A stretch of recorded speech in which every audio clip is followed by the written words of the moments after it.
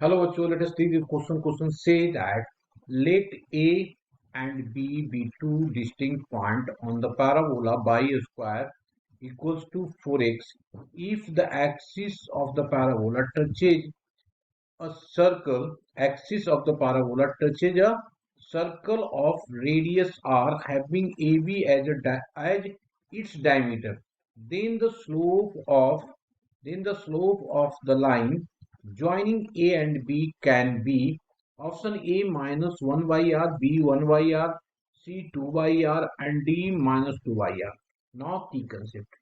तो सबसे पहले मैंने की कंसेप्ट लिखा है यहाँ पे की concept. After that key concept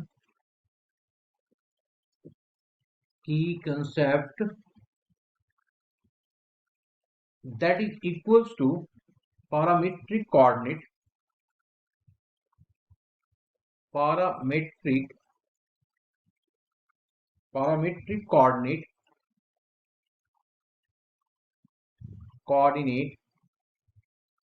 of parabola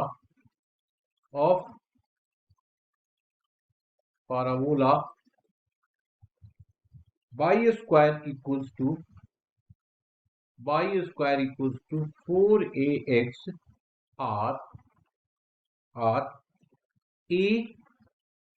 a t1 का square comma 2at1 and at2 का square comma 2at2. This is the parametric coordinate. Now अब हमें करना क्या है, एक पैराबोला दिया हुआ है तो सबसे पहला काम क्या करते हैं, इसका हम लोग डायग्राम बनाते हैं. ठीक है ना. तो एक पैराबोला दिया हुआ है, पैराबोला की इक्वेशन कितना दिया हुआ है, Y square equals to 4ax. ठीक है जी. तो ये पैराबोला इस तरीके का बनेगा, ये ऐसा पैराबोला होगा. स्टैंडर्ड पैराबोला ही है हमारे पास, है ना. तो इस तरीके से मैंने एक पैराबोला बना दिया. ये that is equals to y square equals to 4x, ये दिया हुआ है. इससे अगर देखें तो इससे हम लोगों को क्या मिल रहा है, 4a इक्वल्स टू 4. तो ये वाला कैंसिल आउट हो गया तो बचा कितना, a इक्वल्स टू 1 आ गया हमारे पास. तो a की वैल्यू हम लोगों ने देख लिया. अब क्या कहता है कि a and b B two distinct point on the parabola. कहता है a और b क्या है, दो डिस्टिंक्ट पॉइंट है किस पे, पैराबोला पे. और कहता है by square 4x if the axis of the parabola touches a circle of radius r having AB as a diameter. तो कहता है AB क्या है, इसका एक डायमीटर है. तो इसका मतलब क्या हो रहा है कि सर्कल एक बनाएंगे हम लोग, है ना. इस तरीके से एक सर्कल बनाया, ऐसा कुछ एक सर्कल बनाया इस तरीके से. और ये जो पॉइंट है हमारे पास, ये वाला पॉइंट A और B यहाँ पे, ये डायमीटर को रिप्रेजेंट कर रहा है. तो ये पॉइंट ए हो गया और ये बी हो गया. तो इसकी कोऑर्डिनेट हम लोगों ने ले लिया. कोऑर्डिनेट क्योंकि हम लोगों को पता चल गया कि ए की वैल्यू है, तो यहाँ पे पुट कर देंगे. तो इसकी जो कोऑर्डिनेट आ जाएगा t2 का स्क्वायर, और ये हो जाएगा 2t2. और इसकी कोऑर्डिनेट ए का अगर देखें तो ये बन जाएगा t1 का स्क्वायर एंड 2t1, ये बन जाएगा. अब इसके मिड पॉइंट मान लो, ये मिड पॉइंट, ये भी डायमीटर बोला हुआ है तो ये मिड पॉइंट है. कोई पॉइंट ले लीजिए सी, जिसकी कोऑर्डिनेट क्या हो जाएगा, ये कोऑर्डिनेट हो जाएगा क्योंकि मिड पॉइंट है. तो ये आ जाएगा t1 का स्क्वायर प्लस ऑफ t2 का स्क्वायर डिवाइडेड बाई 2, एंड हो जाएगा यहाँ पे t1 प्लस ऑफ t2. क्यों, क्योंकि 2 कॉमन लेकर के इसको कट कर दिया.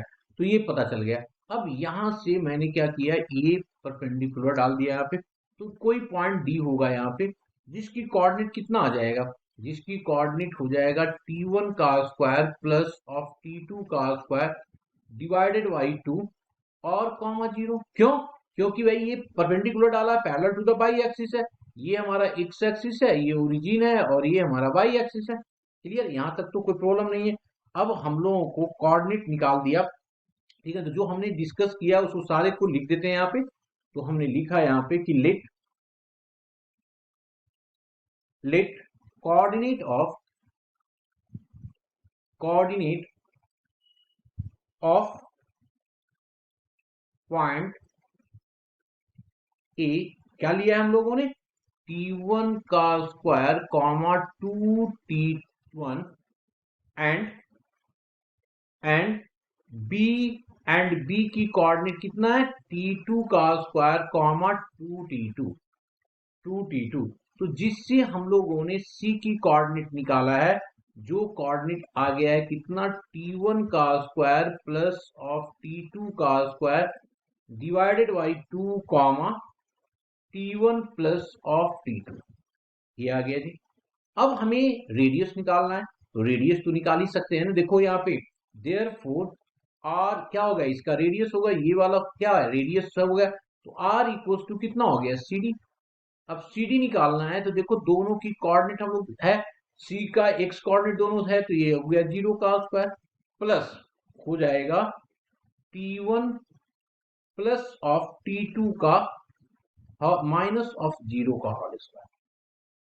तो ये सी डी की वैल्यू कितना आ गया, t1 प्लस ऑफ t2, ये आ गया जी, है ना, t1 प्लस ऑफ t2। अब अगर हम लोग निकाल देंगे t1 प्लस t2 तो हमारा काम हो जाएगा, है ना।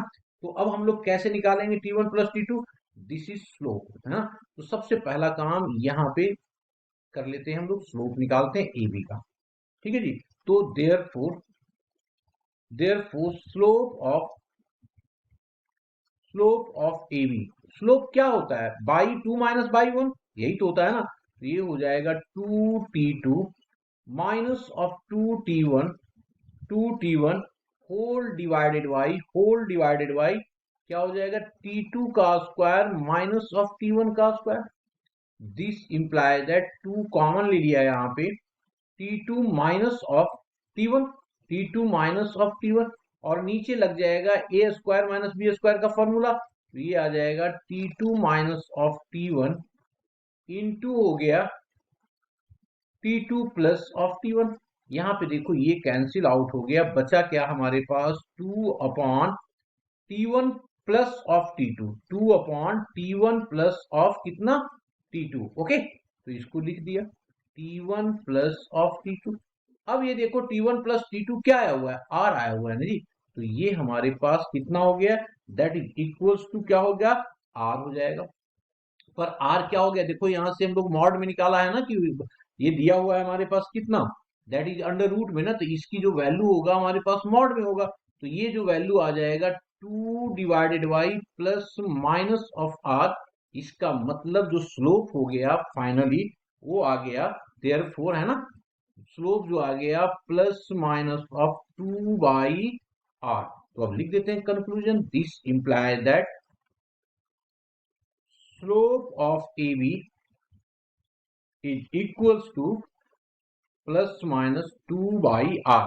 अब ऑप्शन देख लीजिए, option C and option D are correct. Hope you understood it well, best of luck.